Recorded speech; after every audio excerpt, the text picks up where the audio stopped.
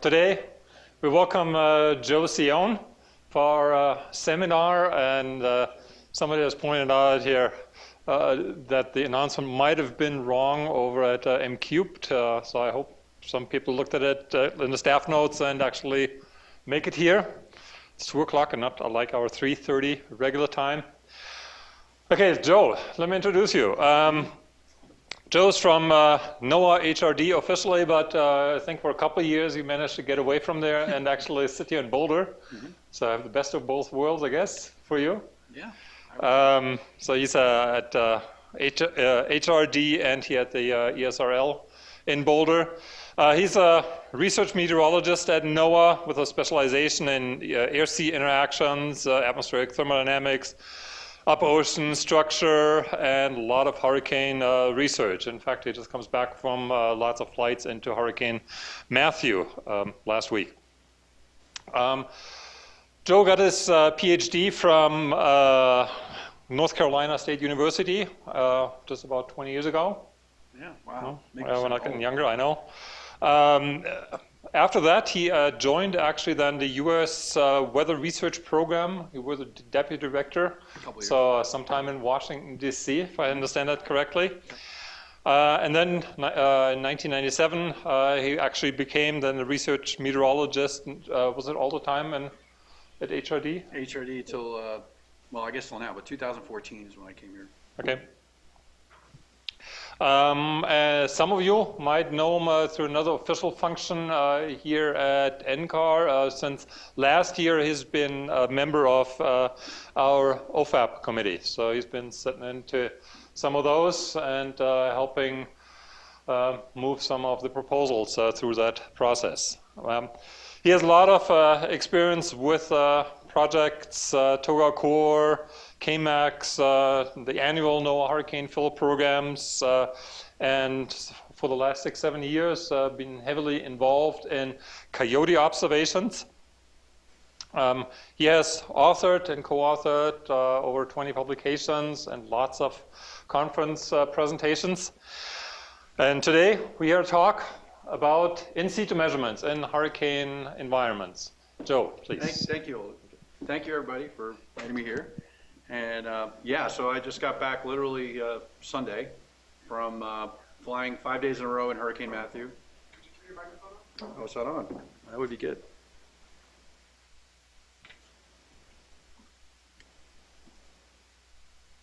Nope. Is that better? Here we go. So yeah, so I'm back from the field. We HRD flew in Hurricane Matthew going back south of Haiti. And the storm really had a devastating effect on the island and also on the United States when it finally went up there. So we have a very interesting new data set that we hope to explore in the coming years. But today I'm going to talk to you about some past measurements that I've taken. And given background here at AOML, I thought it would be nice to look at some in-situ measurements in hurricane environments. Pretty simple title, but I'm going to look at different aspects of that. So first, I'll give you a little bit of motivation of why we're looking. I'm going to concentrate in the boundary layer area, particularly in the surface layer. And with regard to the in-situ measurements, we're going to be taking a look at some buoy TC interactions, have it in air quotes there. Basically, buoys are fixed platforms, but storms run them over every so often. So I've basically put together a database starting when I first started at Hurricane Research Division in Miami, called Tropical Cyclone Buoy Database. I'll talk a little bit about that. And we've been growing it ever since. So there's literally tens of thousands of observations. So I'll throw in a little bit of observation results that we've seen and some details of the air-sea interface, both the mean and asymmetric structure. We have enough observations to kind of do that. Also, how good is this air-sea interaction, air-sea interface? So I'll compare it to some of the operational models, which to me is an important next step after you look at the observations and figure out what they mean. And then you want to also look at how the physical models and how the physics are doing within the models. So the second part will be looking at sort of an opportunity that we had from the Hurricane Sandy supplemental, which was after Hurricane Sandy in 2012. And really, it was a tremendous disaster to the northeast. But as it happens, you often get opportunities from disaster. So we can look at some of the resources that were garnered from that funding.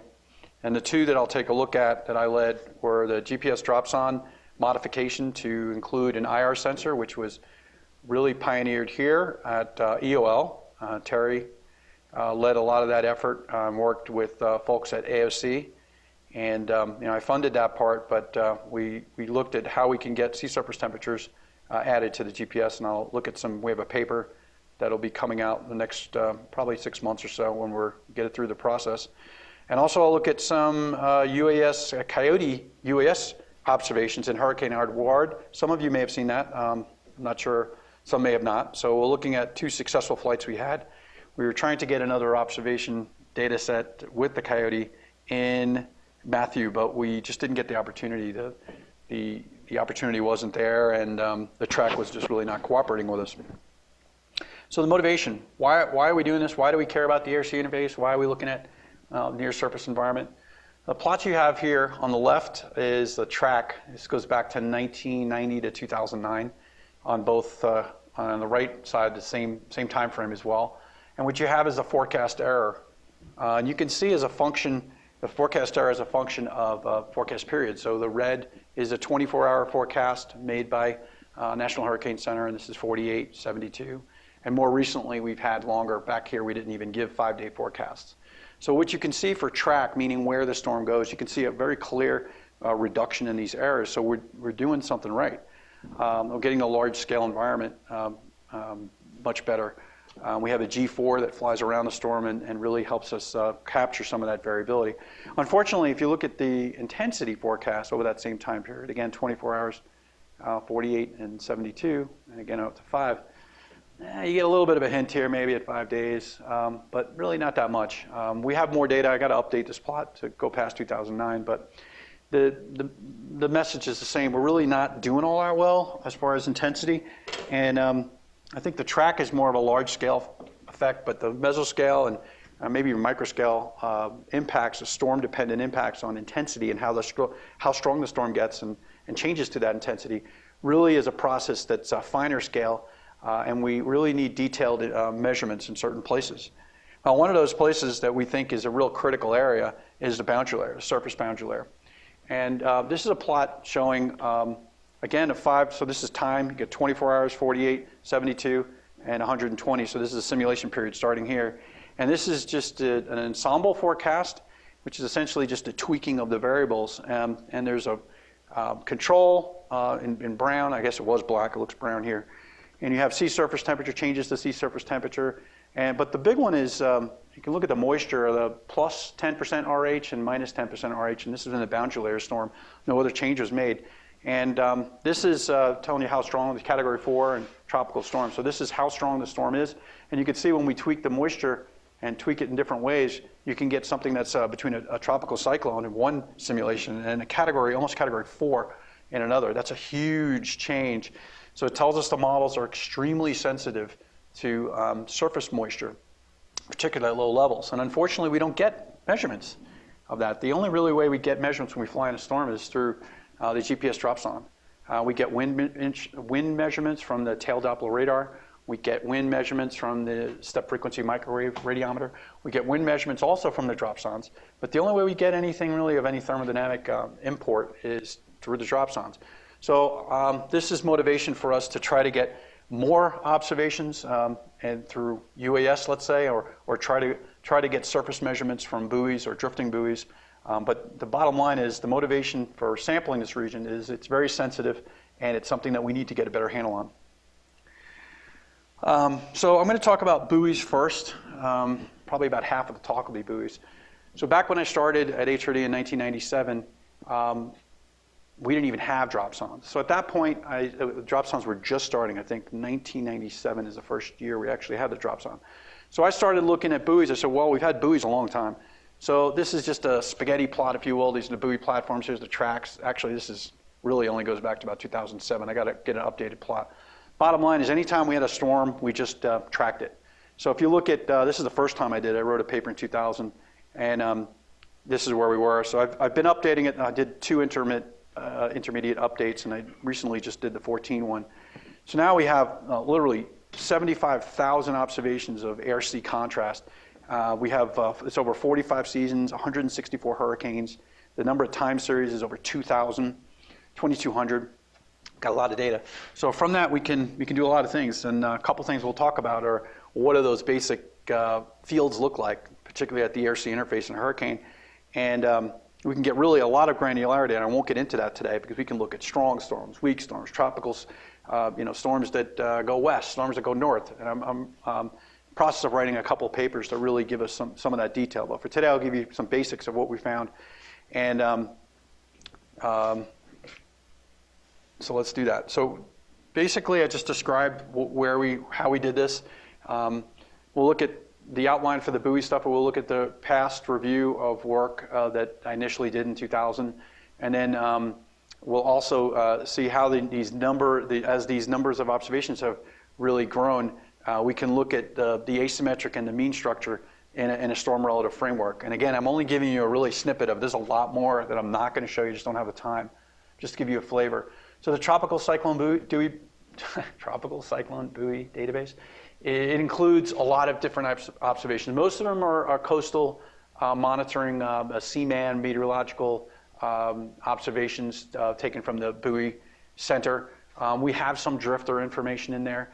And eventually I'd like to try to include, even though they're not, it's on a time series, is to maybe even include surface observations from our GPS Dropsonde database. I have not included that yet.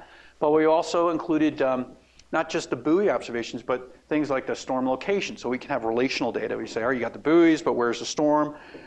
Ships is a statistical hurricane improvement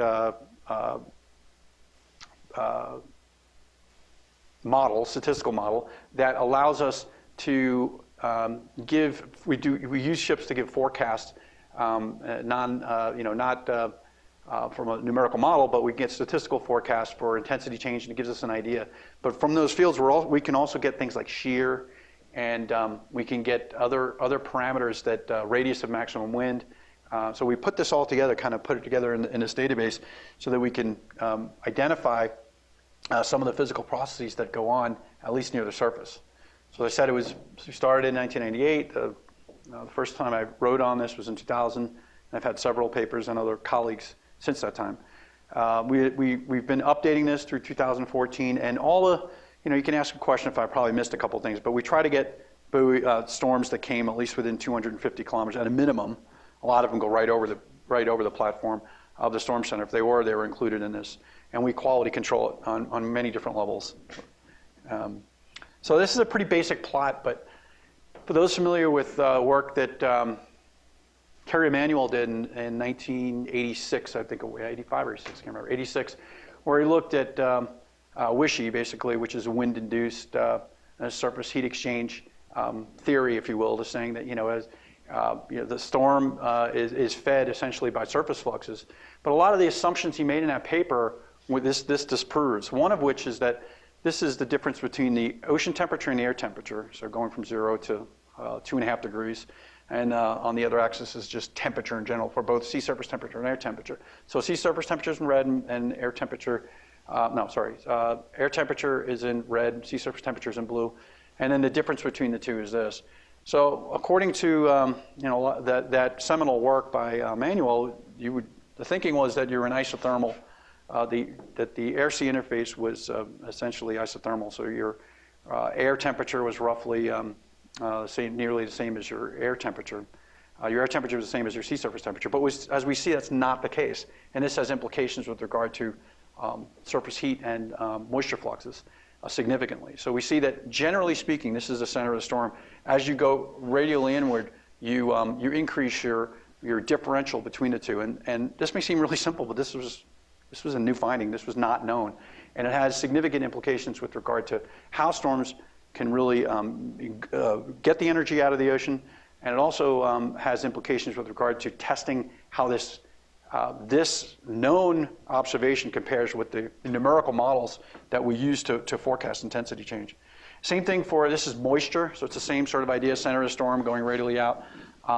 two measures of, this is relative humidity and specific humidity. Specific humidity is in green, and it's in grams per kilogram, and relative humidity is in percent.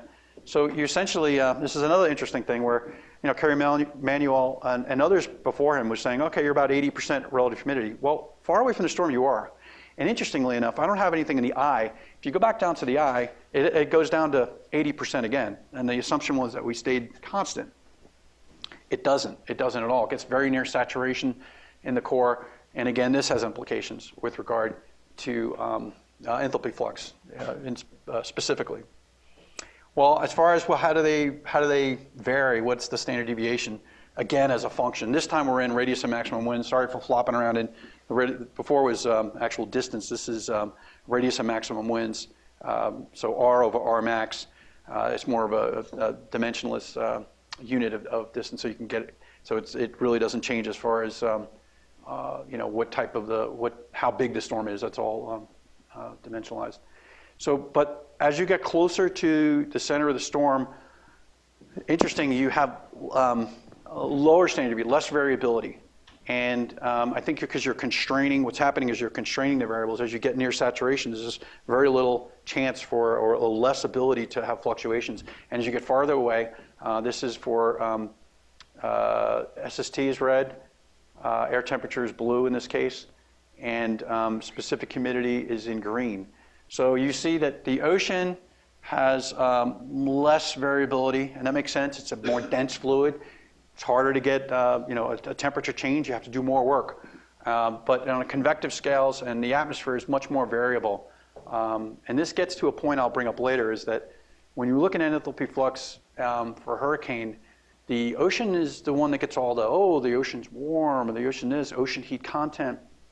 But the reality is that on the storm time scales, 0 to 12 hours, 18 hours, the atmosphere really is the driving the bus as far as changing those fluxes that drive the system are really what matters more. If you're looking at it in a relative sense, ocean versus atmosphere, obviously both matter, but that's an interesting finding from that. Since we have thousands of data, and again, this is that same little schematic I was showing you where we're observing. So granted, we are looking near coastal, and there are some that are deep ocean probes, and then there are some that are offshore. But largely, we're looking at the Gulf of Mexico and Western Atlantic, and some in the Caribbean. But for these types of storms, and I know that this type of pattern would be probably similar to what we have in near the Kuroshio current in Japan. We have that western boundary ocean current. And you have the influence of continental air mass, and also you have the deep tropics. So what this schematic, little cartoon shows you here, is that you have warm, moist air essentially on one side of the storm, and you have cooler, drier air. It's all relative. It's, it's still a hurricane. It's not like it's cold, but it's just cooler and drier on one side, and you have warmer and moist on the other side. And even this is in the Gulf of Mexico, you still see the same sort of thing, the same sort of dynamic. It's a little farther south, but the same sort of thing. These are just some statistics on the number of storms we had, about 11 knots, which is pretty what you kind of expect. It's not very quick moving, not very slow. Near 95 knots is the average intensity of the storms that we looked at. So how far the radius of maximum winds is from the center to how strong the strongest winds are, about 40 kilometers, 45, and then we're about 26 degrees latitude, which is close to the latitude of a little farther north than Miami. So, but the drivers here for the large-scale environment are these two factors, and you'll see it in the statistics. So when we look at all cases here, this is sea surface temperature, okay, and these are the individual dots, and then there's an objective analysis to contour it. This is sea surface temperature, and this is air temperature at 10 meters, so SST and temperature. So the one thing that's nice that comes out, you would expect, and storm motion is always to the top of the page, at least if it's not, I'll mention it. You see the cooler temperatures are in the blue, and the warmer temperatures in the yellows and red. And what you get is, to the right side of the storm, you get cooling, which has been shown by many oceanography studies, Price, Nick Shea, and going back actually for Peter Black as well had seminal work on looking at this, and there's countless number of references that show this. So it's good that the data show this as well. And the air temperature is interesting. you kind of get a bullseye. So you get the cooling temperature, and this goes back to what I was saying before, where you saw air temperature. Wrong way. You see air temperature diving here. So as you get closer to the center, you're going down, and it's exactly what we see here. So you have this sort of minimum in sea surface temperature, and what's happening is you're at near 80% relative humidity, and as you spiral in towards the center, you get evaporation from the sea surface, you get rain, you get spray, and you cool the temperature, and you cool the temperature to near saturation. So this is the same depiction of this, but just in a left side of the storm is closest to me, right side of the storm, and the center of the storm is here. And you see this. This is air temperature, diving as you're getting towards the left. This gives you an idea of the asymmetry left and right, though, instead of just having it axisymmetric. And the SST, it just gives you a scale of, yeah, the SST cools as you might imagine, but not nearly as much as the air temperature does.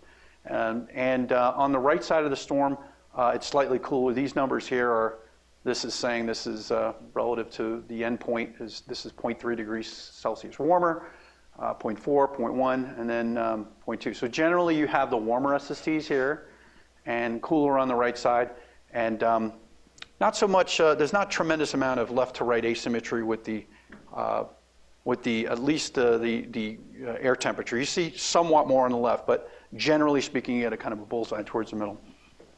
Well, what about, if we're looking at heat flux, that's one thing, but the 800-pound gorilla is, how much evaporation getting. So it's really the moisture flux that drives the hurricane. So this is very different, and this again was not known. It really actually still has yet to. I've documented it in a couple of my papers, but I'm looking at one now that's really going to be looking at the asymmetries based on this database, and now it's becoming extremely clear. So what you have here is, this is the Q10, which is a specific humidity at 10 meters. And again, to the north is, so you have left side of the storm, right side of the storm. And what you see, and it fits with that argument I was talking about before about advective processes. On this side of the storm, you would generally have drier, cooler air occurring. And on the right side, you would have air cups streaming up from the tropics. So you see this significant dip on the left side. This is specific humidity. This would be left side and right side of the storm, center of the storm here. So you see these large differences. Well, why do we care? Well, we care because if you look at how you get your fluxes, you have to have the differential between what the sea surface's temperature is doing and what the air temperature is above it. So that's how you get sensible heat flux. Of course, winds as well. And then the second interesting thing, and more important, as I was saying for this work, is to look at again, the sea surface temperature and then what the specific humidity is right above that surface layer. So when you do that, these are your, you'll hear me say del Q, del T. Okay, so this is your del Q, del T's. And for del Q, which is what we're going to look at, we're not looking at, and this is del T, you see that you have tremendous differences here, largely because you have that drying well away from the storm center. So those of you who know hurricanes a little bit, and for those don't, I'll explain a little bit. I'm looking at, this is del T down here. So you have your change in the difference between your sea surface temperature and air temperature is a maximum here. Because remember, your temperature is diving down, your SSTs remaining relatively the same, cooling a little bit. So you have a bullseye here. So your thermodynamic forcing is pretty well aligned near the center. And if I had a plot here of winds, your winds would do the same thing. The winds would ramp up and go up right towards the center. So for sensible heat, your thermodynamic forcing roughly is in phase with your kinematic forcing. But for the bigger 800-pound elephant, and the one that matters more, your evaporation, your moisture flux is not at all in phase. As you can see, you have these large differences. No matter you want to look here, you want to look here. In del Q, well away from the storm, this is, we're back to Rmax here, about 7 or 8 Rmax from the storm. Your typical radius of maximum, say 30 kilometers. So you're looking at 200 kilometers or so well away from the storm. And yet, remember I said about your winds ramp up here, okay? So you really have a much flatter flux radial flux profile, and that's largely driven by the fact that you're forcing well away from where the wind maximum is. So this has an implication with regard to where and how your radial flux looks like, and also you're going to obviously have a left to right asymmetry in that. So this pattern promotes asymmetry from a surface flux pattern, which then affects storm structure, which then also can affect intensity. So these are the cases. This is the mean state that we would see. So the other factor too that I should mention here is that there also probably, and I didn't measure this because we're looking at the end result, is there's a thermodynamic, there's a microphysical factor probably in play here. So if you imagine shear in this environment, you're typically looking at some sort of southerly component. So shear is coming out of the southwest. Shear is the difference between winds at different levels. So you'll have a net southerly shear in this motion. And many papers have shown that the preferred region for initiation of convection is down shear. Okay, so if you're talking down shear right, you'll have convection that starts here, but then when you're talking about a swirling system here, so then that convection is wrapped around, and you have downdrafts that are induced, and also just the precipitation itself will lead to these cool pools, which is what you're probably seeing on the left here from temperature, but also you're bringing down drier air. So it's a combination of, it's a double whammy. You have the advection that I think is a factor, and you also have the microphysical processes. So the bottom line is, if you have shear in a situation that you have a recurving storm and you have southerly shear, it's why a lot of hurricanes, if you see them going up the coast, they look like half a storm, or they're really skewed. And I think that this is something that's been overlooked, but the thermodynamic portion of this is real. Now, if you had a storm that, say, is moving west that is not recurving, and you have northerly shear, you have a very different dynamic. And that kind of setup is absolutely opposite to this. You don't have nearly as much difference between left and right, and you have a much more symmetric system. The storm that is actually going to be hitting Bermuda now is undergoing northerly shear. So in that scenario, you have northerly shear. So the thermodynamics would, you would still have the left side having moist air, and on this side, you're having drier air and, I guess, relatively cooler air. But you're countering that effect because the down shear vector of northerly shear would have a precipitation that is typically in this region, and it wraps around. So you don't have the coincident nature of the cooler temperature and drier temperature matched up with the thermodynamics associated with the precipitation. So the bottom line is it's more symmetric. So northerly shear is actually, I'm writing a paper on that too, is a more favorable environment for a storm to survive because it maintains its symmetry, which is good for storm structure and development. Okay, so last thing I'm going to bring about this, these are similar plots that you just saw. So if you have these del T and del Q parameters I'm talking about, what goes into them? Sea surface temperature, ocean, and air temperature, atmosphere. Sea surface temperature, ocean, atmospheric moisture. Okay, so you've got, it's an atmosphere versus ocean. So I just did something very simple here, and I looked at the del T and the del Q and said what portion of that is the atmosphere, and what portion of that is driving this relationship from the ocean. So these are the atmosphere comparisons. So basically 67% of the explained variance is due to the atmosphere when you look at del T. Here in this case, for del Q, just under half, just under 50% of the explained variance is the atmosphere. What about if we look at the ocean real quick? Well, it's pretty remarkable. For del T, for the atmospheric difference, it's near zero for the ocean.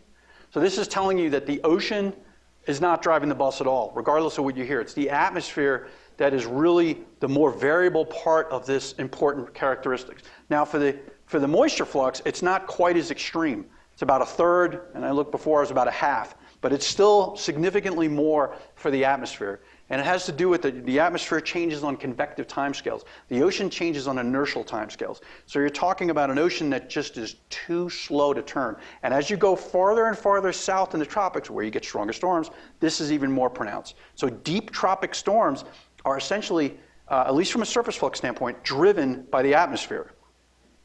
I wrote a paper in 2015 on this. I'm still waiting for it to get more traction. And it's still maybe too new, but this is something that it took me 2 years to get through because every oceanographer wanted to kill me. They didn't like that. So anyway, just a quick summary. I won't spend a lot of time on this. But bottom line is that the near surface inflow is not isothermal, and this was a thought for decades and decades. It's the air temperature does indeed cool, and it's essentially the saturation of the ambient air that you're bringing it down.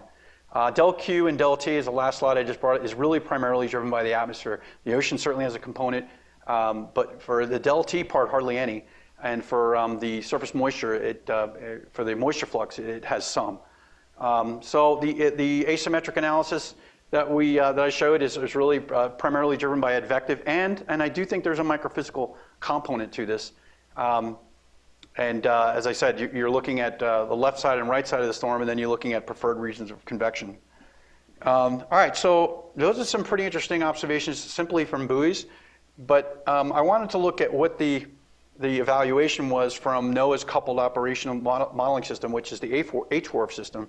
And again, it's the same data set that we looked at. And from the modeling side, we're going to have some runs from HWRF. These were retrospective model runs from 2011. Did this study a few years ago. So we don't have a lot of time, so I've tried to make it simple. The red are observations from models. What you see in blue is the observations. That's driven by the composite buoy observations from the tropical cyclone buoy database. So you got SST, 10-meter temperature, and 10-meter Q. See, these are parameters you're used to. This is center of storm going radially out, center of storm radially out, and this is the Del T parameter and the Del Q parameter. So the first thing you'll see is that the SST on average, for at least for this, there were several hurricanes in this, so it's not just one or two hurricanes. You could see that the sea surface temperature and the air temperature are consistently warmer. They're getting the trend right, but they're consistently warmer than the observations suggest. And Q, which is your specific humidity, is also more moist than the observations. So essentially, all three are wrong. What's interesting, though, is if you do the math on it, because we're looking at a difference between the fields. So now if we look at, I'll jump to this last, but if we look at Del Q here, looks pretty good. So this is an example of kind of getting close to the right answer for completely wrong reasons. So when I saw that, I realized that that really needs to be worked on, and this is an example of the model not getting any of the individual parameters right, but since the Q is too moist, but the SST was warmer, they canceled each other. So you're getting cancellation of errors to give you roughly the same answer that the observations show you. You also see that there's more variability with the observations relative to the ocean. If you look at these dashed lines, which you may or may not be able to see, it shows the one standard deviation for SST, T, Q, and you can see that the blue lines, there's a lot more variability. You also can see the confidence intervals for here are much greater. And for the model, the solution seems to be much more constrained. And you can see that a little better here. I just grabbed T10 just to show you one. I could have shown you Q. I'm happy to show you T.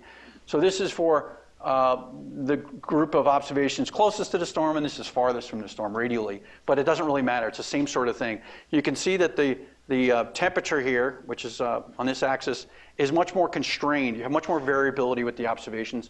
And you also still, it's harder to see maybe, but you see that bias. That's the warm bias.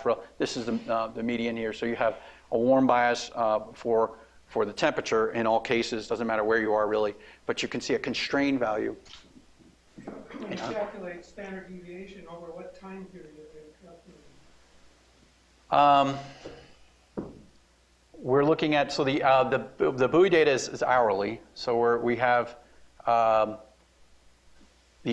actually, let me think about that for a second. We're just taking a group of basically what we did was we took all the observations in a certain bin and looked at how they varied based on the mean. How big is the bin? Let's see, to have N on this. 7,500 cases for the model, and for the observations are about 848. So you actually have a whole lot more values that you're looking at with the model, and you still have a very constrained answer. You don't see a lot of cooling in either air temperature or sea surface temperature, which is the PALM model that was used for this. So And this is something that we've seen it since then too. Okay, remember I was talking about ocean versus atmosphere, what does it matter? Who's dominant? So really what is the dominant, for this I looked at Q. So what is it, the dominant thermodynamic factor impacting TC surface moisture flux. So these are all observations, an observations here, model on this side. So these are basically eye wall, you can think of it. So really strong winds.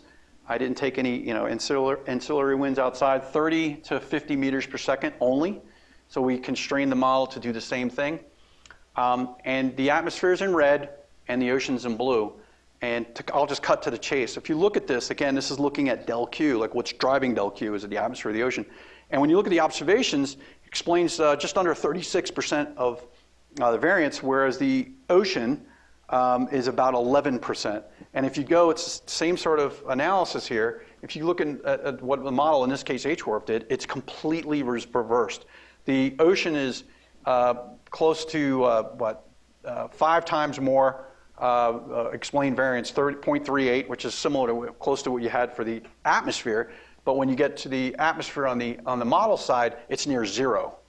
So the way the model is determining how you end up getting these near surface fluxes is making the assumption that the ocean is really what is highly variable and changing as much, but in fact the observations show a different story.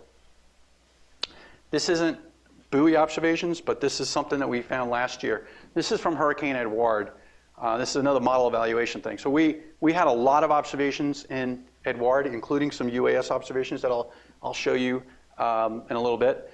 And this is just a T equals 0 observation. This is obviously a smooth analysis. There's a Barnes scheme on here. But the bottom line is this ring you see is the radius of maximum wind. So the radius of where we have the strongest winds. And here's the track. We had a lot of SFMR observations. We had obviously no buoys. They're in the middle of the Atlantic here. This is right near Bermuda. We had SFMR observations and a tremendous amount of dropsondes. So we're pretty confident on this level.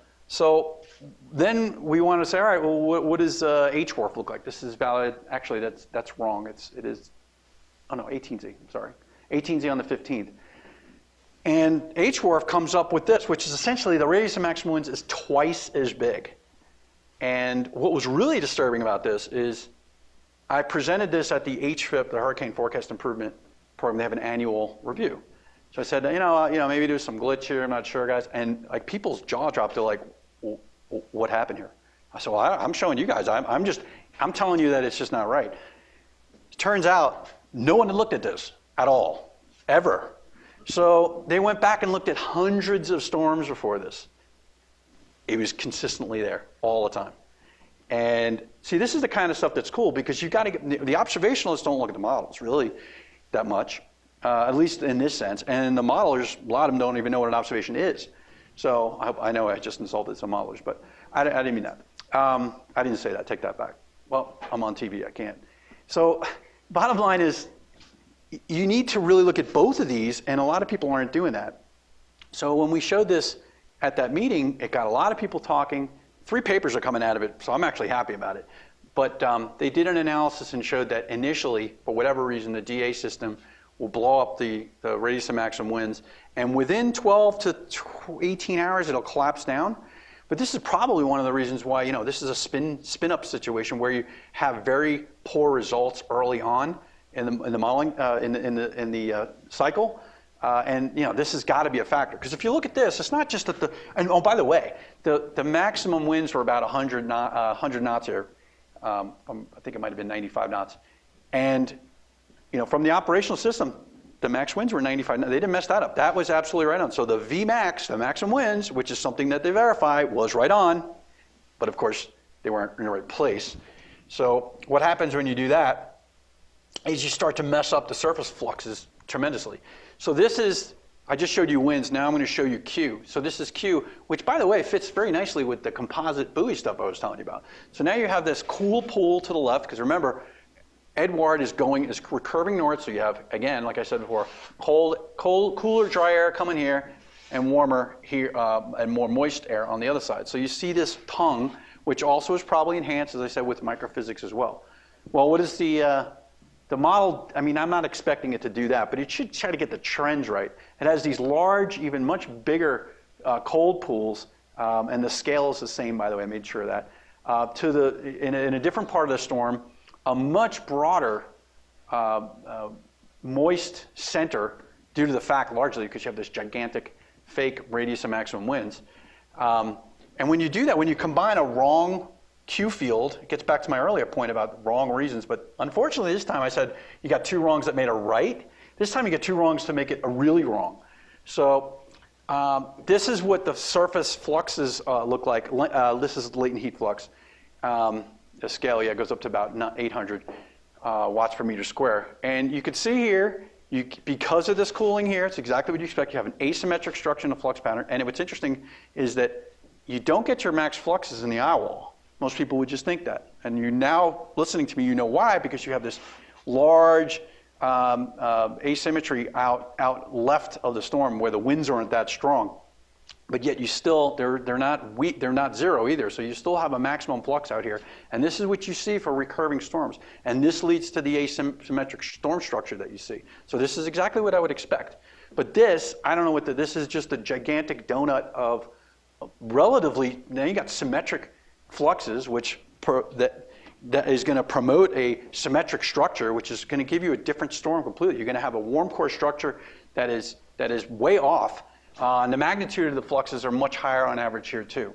So this is just another example of, and no one's looking at this. No one's putting these fields out. So probably the only thing that they're interested in getting is, hey, was 95 knots. Did you get that? Yeah, I got that. I'm done. I'm done here. And the problem is you're not done here because you can't. By doing that, you got to make sure a lot of other things are right. And the only way you're going to do this is by doing this type of model evaluation. And you could, this is with an operational model, but you could do this just as easily with a research model. You know, working with George, sitting in the front row there, we're trying to see how, you know, maybe we can look at this from an LES standpoint, not necessarily this work, but this can be done in any framework. Okay, so last thing I'm going to talk about, probably about 10 minutes or so, maybe about 10 minutes, is what we did in 2013. We had the Disaster Relief Act, a strong storm from Hurricane Sandy, 62 billion in damage, over almost 300 people died from that storm. So we're going to look here at, from that money, there was an opportunity to get a little over $1 million, $2.5 million, to look at equipping GPS sondes with SST, and also looking at these penetrative low-level UAS. So if you have any questions, I'm going to point to Terry here because he's really the one who really helped get us off the ground here, so to speak. So this is what I'm calling the NOAA NCAR IR GPS dropsonde. It uses an infrared thermometer to measure the ground, or in our case, the ocean temperature. And the range is pretty large range there, between -70 and 380 degrees C, with a very low resolution. And some of the other details associated with it. We also built two versions, one with a regular chute and a large chute, so it could fall slower for enhanced vertical resolution. And we built 200, I didn't build them. AOC helped put them together with Terry's help, Terry's group's help in mid-14. I still have 128 of these, and I just dropped a few in Matthew. So what does it look like when we drop it? Here's height and temperature. So you've got dew point temperature and air temperature. And then you've got the SST, which is the IR surface temperature, and you can just see it's a lot it's noisy. But all we do to grab the SST is and this is subjective. We're writing a paper on this, but we look at the lowest 100 meters, which you're probably going to lower than that, and get the highest temperature from the IR there to give us what the SST is. And typically you're going to have the SST is exceeding what the air temperature is, like in this case. So in this case, it would be something like 26.5, and the air temperature is about 24, which is about right, because that's about a 2 degrees Celsius difference, and this was in an eye wall. So this one may be new to Terry. Oh, you read the paper, so probably not. This is all the observations we had thrown into a pot. So this is the BT SST, and this is the IR and SST, and the perfect relationship would be here, and this is the best fit. In this case, we're looking at 0.472 R squared. But if you get, and this is what took a lot of work to do it, if you look at what's going on, we removed the cases where we had a lot of precipitation, or even moderate precipitation. Anything greater than 20 dBz we didn't keep. And when you did that, this is the relationship you got, which is 0.9. So what we're thinking is the sensor itself's getting wet, and you're not looking at the sea surface temperature or the ground temperature anymore. So it's a good news, bad news thing. We got to figure out how to get rid of that, or we don't drop in high precipitation.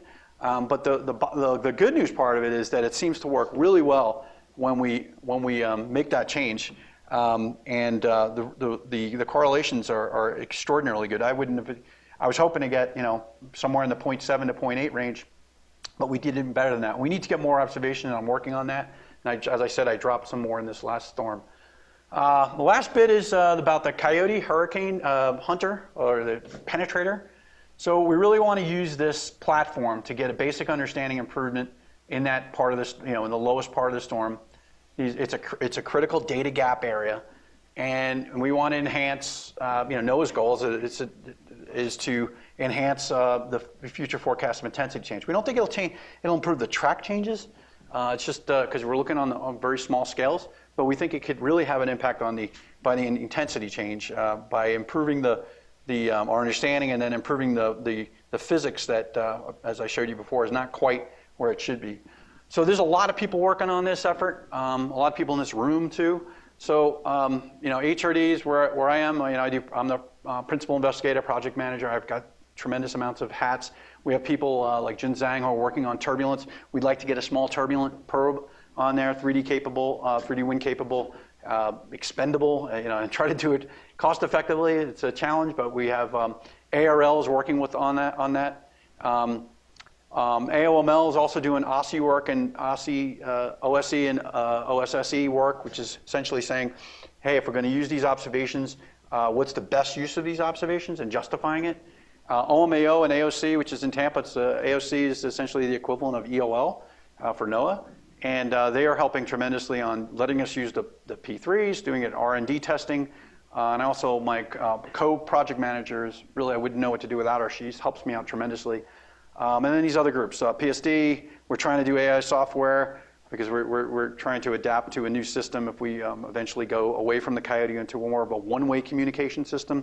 So we're going to need some artificial intelligence design. And then, of course, NCAR EOL, small sensors, turbulence, and communications collaboration, particularly if we're going to be using the AVAP system that is currently used for dropsondes. Also, working with M-Cubed and George to look at the fine-scale LES simulations. Also with Don has been involved with us on looking at some of the process studies, looking at eddy dissipation. University of Wyoming, they're also interested in Jeff French with the turbulence. And then Raytheon, which I put last, they're our partners, and they're looking at project integration and other sort of internal support.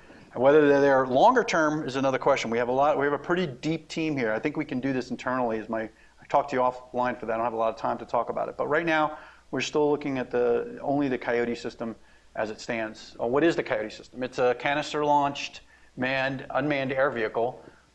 Its airspeed's about 55 knots. You can go up to 30,000 feet, but we don't use that. We use it. It has no de-icing capability, so that's not really that great. We got up to 70 nautical miles for range on a ground test. We haven't gotten that in the field yet. We have to test it. 13 pounds is light. It's a 5-foot wingspan. The Navy initially developed this to look at subs and sub hunting, and I kind of basically took it over to do this. So it's deployed similar to dropsondes, but we use the sonobuoy chute. And here are the details. We deploy it, the GPS and autopilot is initiated soon after, et cetera. And right now we have about 1 hour time. So this is what it looks like unfolded here, if you will. You got the payload up front, battery, lithium, variants of lithium-based batteries. We expect to get 2 hours and then 4 hours, hopefully, in the next couple of years. The avionics is located farther in the back, and you can see the elevon servos, and there's a release for an umbilical cord for when it comes out of the flight. But the best way to show you this is just visually, instead of talking through it. So I have a couple of cartoons here. So it comes out of the P3. You have the BT chute. They have it loses the sleeve there. It disconnects, and eventually it gathers itself and it flies. And it communicates with the P3 via RF. As I said, we hope to have about 70 miles or so range. And we have PT, H, and V on there, and the downward-looking sea surface temperature from the GPS sonde that we had before. We just incorporated that on here, so we have a sea surface temperature capability as well. So this is the same thing. Instead of a cartoon, this is actual. This is tough to do, by the way, to capture this on camera. This guy was pretty good. She's looking up thousands of feet. And you can see the same sort of thing. You see the sleeve come off, exactly like that cartoon was. It comes down, deploys. This was in testing ground in Arizona. And it goes for a while. So I'm going to, I'll keep, because I got one more video. So it'll keep coming down, and then eventually it recovers. This is the last one. You're seeing different companies here because they were originally Advanced Ceramics. This is about a 6-year-old video. Then they were bought out by bought out by BAE. Then they went back to small again, called a company called Sensintel. And then last year they were bought out by Raytheon. So this has been a lot of turnover, and it's part of the reason I'm interested in seeing if we can get a little more stability with the program, and maybe thinking about designing something like this in-house. Keep using the Coyote for the next few years, maybe, but then eventually seeing if we can do it in-house in a partnership, maybe between NOAA and NCAR as some of the lead people on that. That would be something that I'd be interested in exploring. So there's your crash landing, although that was pretty cloud of dust. Coyote, I'm wondering where the Roadrunner is after that one. Just a couple of slides on this, and some of you have seen this already. We went out in Hurricane Edouard in 2014. And this is the entire deployment period from 9/11 to 9/20. These different blocks, you've got different platforms, the AV6, which is the Global Hawk. We've got the P3s. We had 2 P3s, and then this is 49, which is our G4. And these 2 circles are the Coyote launches, and they happened on the 16th and 17th. Yeah, 16th and 17th is a little before the 18th. So these are the patterns that we had, and you can see where the Coyote drop was. Here's the center of the storm. This was on the 17th, and this is the 16th. So we dropped actually in the eye on the 16th, even though it doesn't look like it. I think that's my fault. It should have shifted. It was in the eye and eye wall. And this is what we call an inflow experiment. So those are the 2 we had. And so the first flight was the one in the eye, and we did it on the 16th. We got, it was a 28-minute flight. It wasn't, it could have been an hour, but we lost, as you'll see, communication was spotty. So we didn't really have, we've worked on that since. This is 2 years ago. So we've improved that tremendously. And we got as low as 986 meters that we know of. Obviously it went to 0 at some point. We don't recover these, so it did go in the ocean. But as far as reporting back to us, that's what we got. We did set a platform record at 100 knots, and that was in the southwest eye wall. You can see here a little time series of the data. So this is circling in the eye. This is looking down on the storm. So we're in the eye, and then we go into the transition zone, and then in the eye wall, and then we kind of lost it. So you can see where we were. You can see the low winds here. This is the wind speed. And then as we jumped up and we went here, we didn't have much data. We got a couple of points in the eye wall. So we went 100 knots, and we were as low as about 10 knots here in a matter of 15 minutes. So it's pretty impressive. It's hard to get this horizontal data like that gradient region. And this is the data set that I was talking about before. But so you can see this is altitude, this is pressure, and temperature. So second flight we did. You can see. I'll just describe it a little bit here. So you can see where it is. We flew from Bermuda, and here's the storm, and this is where we ended up deploying. These little loop-de-loop things here are because we didn't have communications capability of going more than 5 kilometers from the storm. So we were literally like flying and dropping around with the P3 so that we can stay in communication with it. And thankfully we don't have to do that anymore because the P3, the KFC is like, we're not doing that again. We did that once, but we're not doing that again. So we knew we've been spending a year to try to improve that. So yeah, as I said, it was, and this was a 68-minute platform record, 17th. We didn't set any records for maximum winds, but that's because we were far away from the storm. We had an endurance record here. So again, the same way you can see there's much less data dropouts here. So again, time series. So this is altitude, pressure, temperature, and wind speed. And you can see these little granular jumps in here and there. And we hit bits of convection as we were coming through. There was a rain band that we flew through. So this was very, very interesting for us, and very, very successful. We just published a paper on this data. It's in AGU. I can send you a link if you want it. And this is the plots from that paper. So we had a couple analyses of the Coyote data is in red, and the dropsondes are these yellow boxes, which is the one you really should concentrate on. These are composite analyses, very smooth, from the GPS dropsondes. Because remember, we had a lot of dropsondes out there, but the temporal, they weren't always exactly where we had, so we averaged that over hours. So the real ones to look at are the drops relative to where we were, and they're very good. The ones that a little bit of questions here are maybe in dew point, but even there, see this one that's low, but you can see that drop. You can see how it got really dry during that period. So I actually believe that. And the results were pretty good considering we had limited resources to do that. And that was the 17th. That was the inflow. And for the eyewall one, we compared the data with. Remember, the P3 was flying in and out of the eyewall. So the altitude difference. This is the P3, and here's where we are. So there is a difference. There's a kilometer difference. But from the data standpoint, if you looked at the wind speed, there's really not that much difference. And the data compare well, particularly the Coyote red dots with the P3 out very well, extremely well. Not as well with the P3 in, but that was because of the orientation of where the P3 came in. But where it came out was right where we lost the Coyote. So these are just a couple more drops for temperature and also some dew point. Not as much to compare with there. So where are we now? It's a mature in-situ technology. The data in 2014 was really, I think, a great first look. The capabilities of why do we want to do this? We can look for hours instead of minutes. We can sample volumes versus little profiles. We expect to use the operations that we use for the dropsondes, as I said before, with AOC, in this case personnel, and AVAP's technology. That's at least the vision I have. And we're expected to maybe even get us the capability of turbulent quantities if we can design something that makes sense fiscally and also logistically to get some sort of mini bat probe on there. These are all future stuff.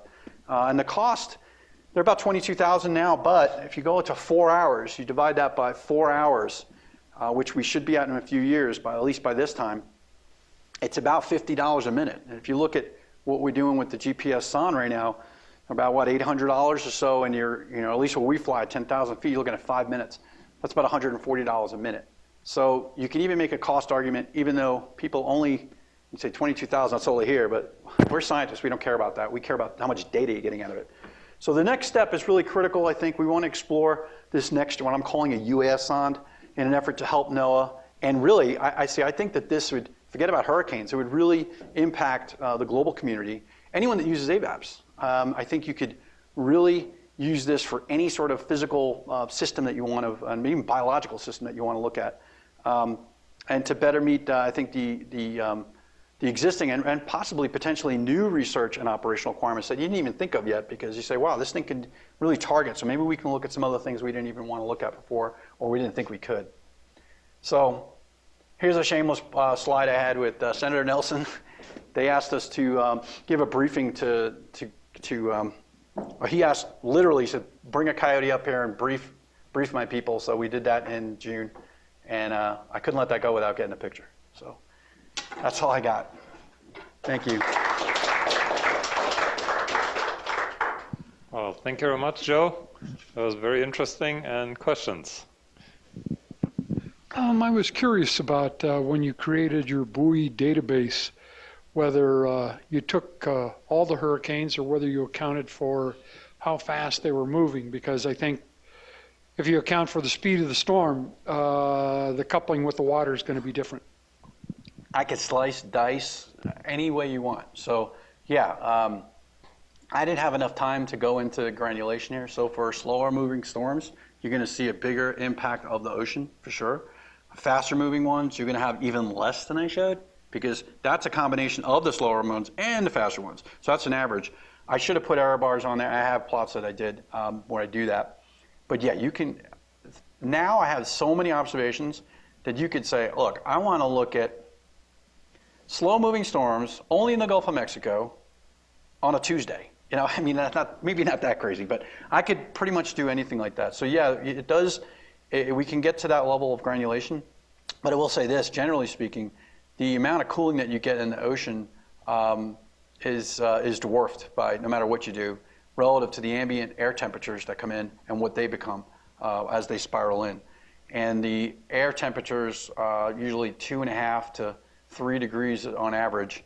And on average, at least on the storm time scales, you're looking at somewhere between 0.7 and 0.8 degrees Celsius for the ocean. Of course, you can have exceptions. The storm stalls, the ocean temperature is going to drop 5 degrees.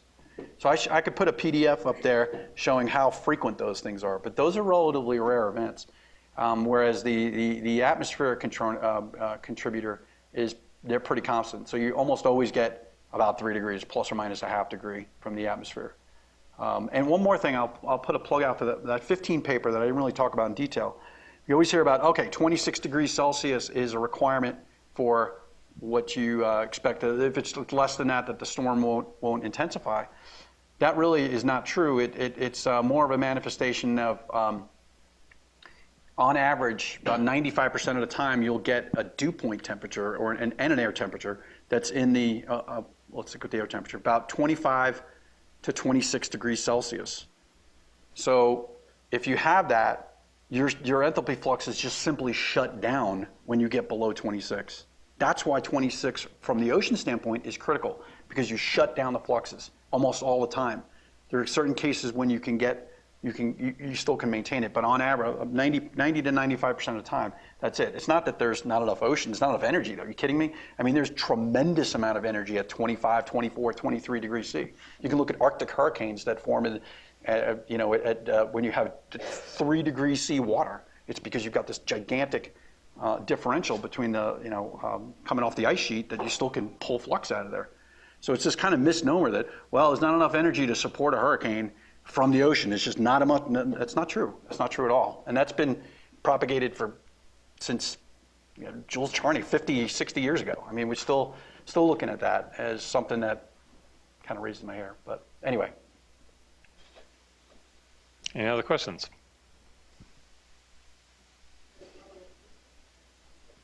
When you generated the fluxes and you were comparing the observational fluxes with what H-Wharf did, just as a matter of consistency, you had to assume some sort of exchange coefficient rule.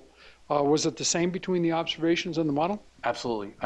I'm not a big fan of let's tweak the exchange coefficient to explain where we are. I totally kept the same. Believe H-Wharf has it at about 1.1 or 1.2 times 10 to the negative 4. So yeah, I did keep that. I completely pulled that out as something that would be consistent for that reason. Any other question?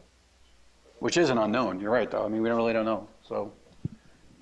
For the IR sensor on the dropsondes, I was kind of surprised to say you just sort of pluck off the maximum value. Shouldn't you want to use like a sort of an average in the low levels to account for variability, or the fact that the sonde is swinging back and forth and you're not always pointing right at the surface or something like that? Right now we're winging it. I'll be the first to admit it. But we certainly want it. The way we're thinking is that you're probably going to get a lot of interference with spray, and you're going to get contamination essentially of what you're looking for. So that sensor is going to give you a lot of noise. And I'm thinking whatever you see as the highest is it's getting through somehow. Now it could be, maybe I'm wrong on that. Maybe that's not the way to look at it. Why is it not doing that? Well, there's going to be absorption of infrared by the atmosphere, which will be probably a significant effect. I don't disagree with that, but I'm not. Do you guys have ideas on what would it be better to average it, or? Linear fit with altitude in the cross section where it goes to zero. Well, I'm arguing that probably your best bet would be very close to the surface because of absorption on the path as it drops through the atmosphere. Well, you can see. Well, maybe you can't see, but it jumps tremendously right at the surface, and that's probably at like 10 meters or so. So, well, that's kind of what we're doing right now. We're just taking the flat out maximum we can find anywhere in that lowest layer. So you think that's reasonable? You don't think that's reasonable? What was your solution? I didn't. Well, if you linear fit Okay. It looks pretty linear with altitude below 200 meters. So if you I know, I should have blown this up. fit it to altitude and then find out where it's zero, where it crosses zero. All right, I'll do that. Yeah, we only have, unfortunately, we have about, this is when I wrote the paper. We actually have doubled or tripled this now because of this past hurricane season. But unfortunately, a lot of those are going to go away because they're in a storm greater than 20 dBz. We have So is that due to the fact you have precipitation? Is that due to the fact you have precipitation particles between the surface and the sensor, or because you have water on the sensor? I think it's water on the sensor because the times that it's pretty bad are really bad. You know, I mean, you're like, it's usually 2 or 3 degrees Celsius difference. And the good thing is it's noticeably bad. It's not like questionable. And the heavier the rain, the worse it is. The good news is if you're interested in, we want to know what's in the eye wall, but it's raining hard. Unlike the atmosphere, you can drop it in the eye, and it's beautiful because it's calm and you get a great reading, and that's your eye wall SST because it's literally a couple of kilometers from the eye wall. And you can't, the profile, the atmospheric profile obviously is wildly different in the eye than it is their eye wall. But if I'm only really dropping the IR SOM to get the SST, which does seem like a waste, I admit that. But if you really were only interested in that, you can get an eye wall. That's how I'm getting eye wall temperatures now. When I want to get an eye wall temperature and I don't have a VT around, I'll drop an IR sonde in the eye and then drop a regular sonde in the eye wall. But I know that's painfully inefficient way to do it. We have to come up with a way. So I'd love to see some engineering ideas to how we can get around that contamination issue. I don't know. I leave it to you guys to, and maybe we just can't. I don't know. Okay, is there any other burning question? If not, then let's thank Joe one last time. Thank you. Appreciate it.